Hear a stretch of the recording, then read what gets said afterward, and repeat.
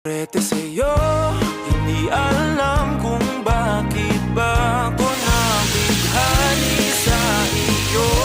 Hindi alam kung bakit ba ganito kahit na alam ko mukhang wala rin naman itong patutunguhan. Kahit pa ilaan lahat ng oras sa'yo, hindi titigil hanggang ako na ang dahilan ng iyong ngiting misteryoso. O araw-araw na lang akong bumubulong sa hangin.